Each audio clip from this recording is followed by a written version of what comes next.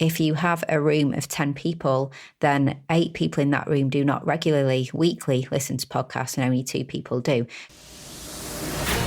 Welcome to the Content 10X Podcast, the show where content creators learn how to harness the power of content repurposing. And now, your host, Amy Woods.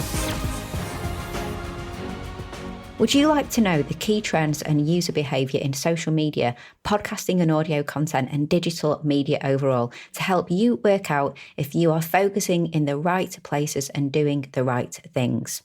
I'm Amy Woods. I'm the host of the Content 10X podcast, founder of Content 10X, a creative agency that specializes in content repurposing, working with podcasters, video creators, and speakers. And I'm also the author of the book, Content 10X. And in this week's episode, I'm going to share with you the really interesting findings and my key observations from the Infinite Dial report. Now, before I dig into this week's episode, I want to pause and let you know about the Content 10X Toolkit. We are so pleased to have launched this here at Content 10X. It really is your one-stop shop, everything you need for repurposing your video content and podcast content. So if you are a podcaster or video creator, you are going to love the toolkit. It's jam-packed full of video tutorials, templates, swipe files, step-by-step guides, checklists, and more. And everything is showing you how you can get the most value out of the content you create and how you can repurpose. This is about implementation. No more Googling how to do things or trying to figure it out yourself. If you want to start maximizing and repurposing your content today, then make sure you get the Content 10X Toolkit. So go to content10x.com/toolkit. Okay, so I think we can learn a lot from the Infinite Dial report, which is put together by Edison Research and Triton Digital every year. This super useful and insightful report provides the most up-to-date research for digital audio and podcast consumption, in addition to mobile, smart speaker, and social media usage in the US. I think it helps us as content creators to understand more about our audience and what we can do with our content if we take in the findings from really good, legitimate, interesting reports like the Infinite Dial. It helps us to make decisions on what content we create, how, where, who for, etc. So last year I recorded an episode 85, on the key findings of the 2019 report, and now the 2020 report is here. So I thought it would be a great idea to do another episode on this year's report too. Now, the Infinite Dial is the longest running survey of digital media consumer behaviour in America. It's based on a national telephone survey of 1,500 people over the age of 12 in the US. Now, participants of the survey are chosen completely at random, and the study covers the length and breadth of digital media from podcasting to social media, smart speakers, and more. And of course, the world has changed considerably since the report was put together. In the pre-coronavirus days is when the survey was created and when the report came out. So things may have changed a little bit. We're seeing different behaviour and different things happening now, but I still think it's highly relevant. Now, I'm not going to go through every bit of the study. In the blog post and show notes related to this episode, which you'll find at content10x.com/130/130, I'll provide the link to download the full report so you can download the report yourself and have a look at that. But what I'm going to do today for you is pick out the highlights and my key observations. Okay, so firstly, let's look at how people consume media, so what devices we use. Now, smartphone ownership has increased slightly from 84 to 85% in a year, so estimated 240 million American adults have a smartphone, which is really, really high, and it's not surprising the growth rate has leveled off because I guess more people have a smartphone now. Now, similar-ish with tablets, that's flattened off somewhat, although that has gone down slightly from 56% to 53% who own a tablet. And I think this is probably because smartphones are just becoming bigger and better. And people, if they have a computer, so say for myself, I've got a Mac and I've got an iPhone, I don't really use a tablet for much anymore. There isn't really that in between for me. I kind of jump from my smartphone to my computer and don't use the tablet. So I guess maybe that's a reason with advancements in smartphone, not as many people have tablets, but it's still fairly high. Now, interestingly, smartwatches, whilst fairly new, that's also levelled off at 17% of the US population with a smartwatch. Now, my observation here from a content perspective is really just how many people are consuming content on small screens. And we must create content, therefore, that is mobile friendly. We must create bite-sized, snackable content that people will discover and consume on their mobile devices. I have a whole episode coming up on this topic soon, but for now, I guess I really just urge you to think about if someone's to find you on their mobile device first, because they're spending most of their time on it, and that's where they come across you as a business, you as a influencer, you as an entrepreneur, whatever you are doing to create content for. Is your content mobile friendly? Is your website optimized for mobile? And that seems like such an old school thing to say. Most websites you would think are, but actually really do test yours and make sure that it is, that every aspect of the site is going to be great for people looking on a mobile. And think about the fact that when people are on mobile, they're often looking for more snackable, shorter content. Are you putting enough of that content out to then migrate people over to your longer form content? Because that's how they may find you first. And finally, on devices, let's just look at smart speakers as well. So estimated 76 million, so 27% of Americans have a smart speaker. And it's mainly an Amazon Echo, an Alexa device. There's Google Home and a small fraction have Apple HomePod too, but Amazon Alexa devices are the clear winners in smart speaker ownership. And more people are getting more than one device in their home too. And the report told us that 62% of people use a voice-operated personal assistant as well. So is your content found on voice search? That's a key observation for me. How do you optimize your content for voice search?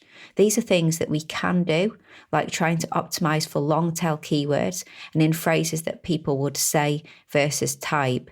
So think about the fact that if you are talking to a smart speaker using voice assist, so you are speaking to Alexa, you may not say fix watch Manchester, which is what we may have tried to rank for before in text-based search. You'd probably say, who can fix my watch in Manchester? So it's what would people say versus what would people type, and trying to think about how you can rank for those longer tail keywords. And do some research and brainstorming as to what your audience would say out loud to a voice assist that can help you start creating content for that, and bearing in mind how you would rank for that in order to get found with voice search. It's just something to think about. More and more people have smart speakers, more and more people are using voice search. How can you create content that's going to benefit you and help you get found? Okay, moving on now. So let's look at social media. So what were the key findings of this report for social media? Now, usage has leveled off or stalled, so no more growth. It stayed at around 80%, around 226 million now for 4 years, fluctuating up and down by 1% or 2%, but that's around how it has leveled off at around 80%. And I guess that's not surprising at all, really, is it? It's not on a rapid growth anymore. It's part of our lives. Now, looking at usage of the platforms, Facebook stayed around the same. It had a slump 3 years ago, but it's now leveled off at about 63% of the population using Facebook. There are a lot less young people than 4 years ago, 79% 12 to 34-year-olds in 2017, and now 64%, so quite a drop, though that is up from 62% last year, so they've gone up a little bit with the younger people, but it's still quite a drop. But it's growing in the 35 to 54 category the most, 69 to 74% in 1 year. And then it's pretty level with the age 55 plus category. It's still largely a platform that is showing that it is attracting older people and, repelling, I guess, the younger people. The younger people are moving off Facebook.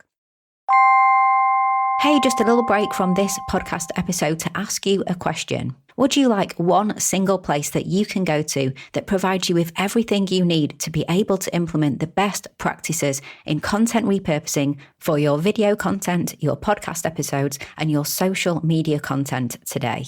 To help you get more value from the content that you create, get more time back, and help you reach more people than you ever thought possible. If so, then you are going to love the Content 10x Toolkit. The toolkit is full of video tutorials, templates, checklists, swipe files, step-by-step guides and more that shows you how to repurpose your content in the best ways possible today. No more Googling, no more figuring it out yourself. We provide you with everything that you need to become a content repurposing pro. If this sounds like something that would interest you, then go check out the Content 10x Toolkit at content10x.com/toolkit. Okay, and back to this week's episode. Now, Instagram is the only platform that's grown noticeably, so from 36 to 41% in 2 years. And that has grown a lot with the 12 to 34-year-olds, 62% in 2018 and 68% in 2020. And also from 21% to 26% for 35 plus as well. So Instagram is the one that's shown a lot of growth. It remains really popular. And when we see that the numbers are dropping for the younger people on Facebook and growing on Instagram, I guess we can start to understand where people are going to. Now, LinkedIn has stayed flat overall. So 3 years in a row, it has been 22% overall usage. But interestingly, it's gone up in the 12 to 24 age group. It went from 19 to 22%, and then it's slightly less for the 35 plus. So I think this is an interesting observation. It's maybe become a slightly more fun and interesting place for younger people. Now, I'm not saying younger people as in teenagers. I'm sure even the most precocious of teenagers is not going to say, I really want to start being more on LinkedIn. But it's that younger category goes from 12 to 34. So it's quite a big age difference. And I just think people maybe more in their 20s and 30s are starting to find that LinkedIn is a place where you can have decent conversations, and it's a place where people go with more maybe intention than the other platforms. So people are going to Instagram for light-hearted, fun, visual content, and then maybe going to LinkedIn where they can have interesting conversations. Snapchat, Pinterest, Twitter all pretty much stayed the same. No key observations there really. But TikTok, the new kid in the report, so it's been around for a while, but the new kid in the report was straight in at 11% usage. But interestingly, the usage was 11%, but 64% awareness. So 64% of people responding to this survey said that they were aware of TikTok. And I think that this is because TikTok has started to be shared a lot more on other platforms. More and more people are becoming really aware of it, even if they're not quite using it yet, because TikTok do make it easy to, immediately just share what you've shared there on Instagram, Snapchat, and other platforms. The usage for TikTok, age 12 to 35, 25% usage, and age 35 plus, 3%. So it's not surprising. We know it is a young platform. It's fun. It's growing. I started this year with my episode 8 content marketing predictions for 2020. That was episode 115. And one of my predictions was that TikTok is a place that is really going to grow and one to not ignore, I don't think. I think it's good to know what is going on over there. Now, check out next week's episode 131, where I'm going to share ways that you can get started on TikTok without actually posting on TikTok. So ways that you can dip your toe in. And a key observation at the moment for me is that a lot more people seem to be using it now in the current time as I record this episode. We're in the middle of the coronavirus pandemic and half of the world is in lockdown at the moment. And I've seen a lot more people jumping onto TikTok now because it's fun and people are looking for an outlet to have some fun. Now, I know you may be thinking, yeah, it's fun, but where's the business benefit? If I was going to put time and effort into creating content for TikTok, it's not really all about fun for me. It's about growing my business through content marketing that will lead to leads and conversions. And I totally get that. And I'm still trying to figure that out myself. But like I said, check out next week's episode where I share a lot more thoughts on what I think you could do with TikTok right now. Okay, so some really interesting findings there for social media, and I hope it's helped you to think about where you are creating content and what you're focusing on, and thinking about who your audience are and does it sound like you are focusing in the right places.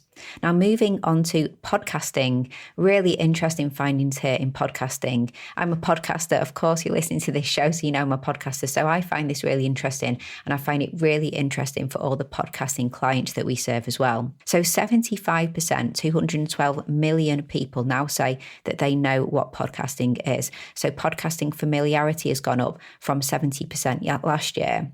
But 155 million people, so 50%, say they have ever listened to a podcast, which I think is really significant. And then more so, 37%, so 104 million people now say that they have listened to a podcast in the last month. It's pretty equal between men and women, and more young adults are now listening to podcasts as well. So 48% are under 34, 32% are 35 to 54, and then 20% 55 plus. Now, interestingly, 24% said that they listen weekly. So that's 68 million. Not as many people are habitually listening to podcasts. So we had the monthly figure of 104 million, but weekly is 68 million. Now, obviously, this is all great. This is all growth. And for podcasters, we should be pleased to hear that more and more people are coming to the medium. And without question, podcasting is mainstream now.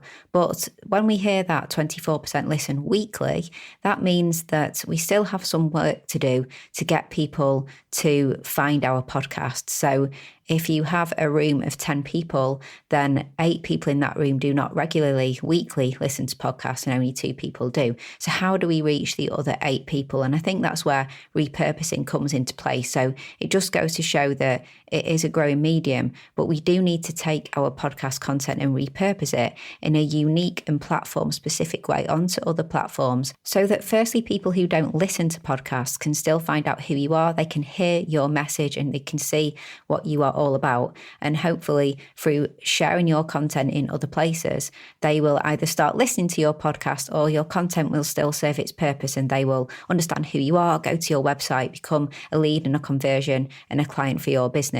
So putting all your time and effort into podcasting, but then making sure that message is shared in different places specific to those different platforms is really important. So not copy and paste, but respecting platforms and working out how you can share the same message of your podcast on those platforms. And then also, there's so many people that are listening to podcasts. Repurposing is really important to get in front of those podcast listeners and try and make your podcast the podcast that they choose to listen to. So people listen to an average of 6 podcasts a week, according to the Infinite Dial report in 2020. So let's try and make sure that your podcast is one of the 6. Think about discoverability. Think about the people who don't know about podcasts and how you can get in front of them. Think about the people who do know about podcasts, but they just don't know about your podcast and how you can get in front of them as well. And that's where we need to be really, really smart with our podcast repurposing. And I've got loads of tips and advice over on my blog and previous podcast episodes on how to effectively repurpose your podcast. So if you head to content10x.com/blog and just search our podcast category, you'll find loads and loads and loads of help with effective podcast repurposing. And of course, if you haven't got a copy of my book yet, content10x.com/book, there's an entire chapter dedicated to podcast repurposing. So do check that out as well. Now, we are in the coronavirus times at the moment, and I do think that things are changing a little bit. I've heard about impacts on people's podcasts a little bit, disruption to people's habits, different lifestyle, different focus at the moment. Of course, things may not be exactly the same as what was reported in the Edison research report this year right now. According to PodTrack, as of the 31st of March, podcast listening was down amidst the coronavirus situation, though interestingly, not across all categories. It was up in the business category, for example, and down in sports and fiction, which I don't really think is surprising. And I'll put a link in the show notes to that report so you can see that. So yes, things are a bit different, well, very different in the world at the moment. But I do think that all the findings of this Infinite Dial report are still highly relevant and something to really pay attention to. I just think it's important to know that things don't stay static with who is on what platform, how people consume content, and also the podcasting, if you are a podcaster, that's changing a lot as well. And it's just really good to stop and pay attention to the reports that so much time and effort is put into to make sure that we as content creators get really insightful information. So thank you so much for listening to this week's podcast episode. I really do appreciate it. I mentioned before, but I'll mention it again. Do consider getting a copy of the Content 10x Toolkit. We're so proud to bring this to market. It's full of video tutorials, checklists, templates, swipe files, and more to provide you with everything you need to repurpose your podcast and video content. No more working it out yourself, figuring it out, Googling. You have everything you need in one place, and that's at content10x.com/toolkit. Now hit me up on social media, Instagram, Facebook, LinkedIn, Twitter. I'm at Content 10x on all of them, and I would love to say hi and interact with you over there. So all that's left to say is thank you so much for listening to this week's episode, and I'll catch you in the next one.